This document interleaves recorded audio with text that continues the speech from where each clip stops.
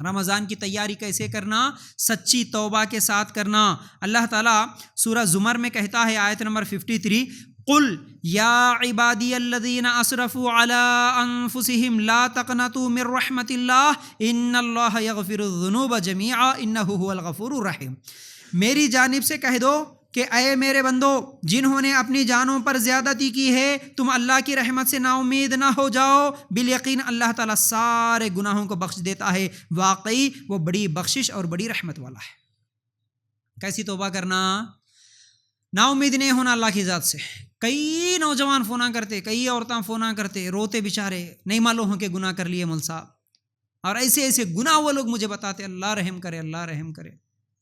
لیکن ایک طرف خوشی بھی ہوتی، ایک طرف ان کے گناہوں کے بارے میں سنتا ہوں تو تکلیف بھی ہوتی۔ دوسری بات، اتنے گناہوں کے کرنے کے بعد بھی ان کے اندر توبہ کرنا، اللہ معاف کرتا کہ نہیں کی وجہ سے جو خیال آیا، اب وہ جو رو رہے نا، اس کو لے کے بڑی خوشی بھی ہوتی۔ ماشاءاللہ آج ایسے لوگ بھی ہیں جو سدھرنا چاہتے ہیں، جو گناہوں کے دلدل سے نکلنا چاہتے ہیں، اپنی زندگی میں کرے سو 20 25 سال 30 سال پہلے کرے سو گناہوں کو یاد کر کے اب روتے ہیں۔ ہمارے جیسے لوگوں کو فون کر کے، مول صاحب اتنا بڑا گناہ، اتنی بڑی غلطی ہم سے ہو گئی تھی، اللہ معاف کرتا کہ نہیں؟ ہمیں ڈر لگ رہا مول صاحب، ہم کیا کرنا، معاف کرتا کہ نہیں؟ یہ آیت یاد رکھ لو، سورہ زمر آیت نمبر 53 میں اللہ تعالیٰ نے کہا کہ اللہ کی رحمت سے مایوس نہ ہو جاؤ، اللہ معاف کرنے والا ہے، بڑا بخش کرنے والا ہے، معاف کر دیتا، آپ کے ہر گناہ کو معاف کر دیتا۔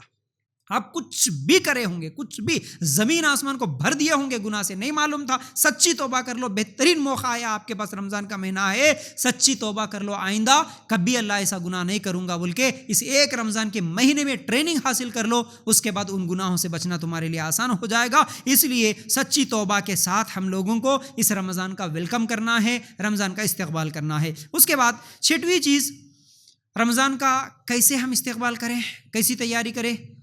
رمضان کے روزے کے مسائل سیکھ کر، یعنی رمضان کا مہینہ آنے سے پہلے مسائل سیکھ لینا۔ نہیں تو کتنے لوگ ایسے ہیں جو رمضان کے مہینے میں تنگ کر دیتے، مول صاحبوں کو خاص طور سے، ہمارے جیسے لوگوں کے نمبر لے کے ابھی نو کچھ تو بھی درس میں رہتے مول صاحب، یا نہیں تو سو کے رہتے، آرام کرتے، کچھ بھی دم پہ دم فونا کرتے رہتے۔ کیا ہوا بول کے اٹھائے تو مول صاحب روزے سے تھا، سحری کرا، الٹی ہو گئی، میرا روزہ ہے کہ چلے گیا؟ سوال، ارے یہ بات رمضان سے پہلے نہیں سیکھ سکتے کیا؟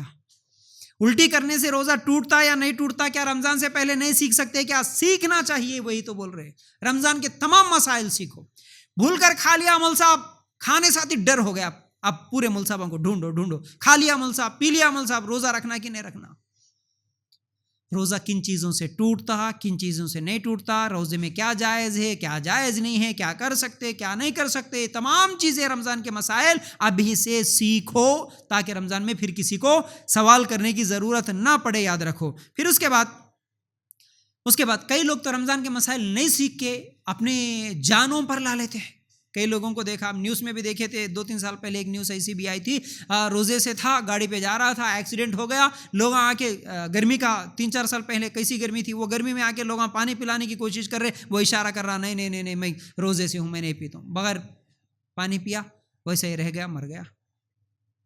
حالانکہ روزہ توڑ سکتے، کئی چیزیں ایسی ہیں روزہ توڑنے کی چیزیں، روزہ توڑ سکتے۔ آج لوگاں کیا روزہ توڑا کتنا کی حرام چیز ہے، پتہ نہیں اب وہ کیا کی ہو جاتا ہوں گا، میں جہنمی چ روزہ توڑے تو اس لیے روزے سے ہوں، اب توڑ ہی نہیں سکتا، میں مر جاتا ہوں لیکن روزہ نہیں توڑتا ہوں، ایسے لوگ بھی ہے۔ اور کچھ لوگ ایسے ہیں روزہ توڑنے والی چیزیں کر لیتے لیکن ان کو احساس ہی نہیں ہوتا، نہیں بھائی ہمارا روزہ ہے کنٹینیو، وہ بھی کام کر لیتے، یہ بھی کام کر لیتے، اس کے باوجود بھی ہم روزے سے ہے بلکہ غفلت کے ساتھ زندگی گزارنے والے بھی ہیں۔ اس لیے رمضان کے پورے مسائل سیکھ کر رمضان کا استقبال کرو۔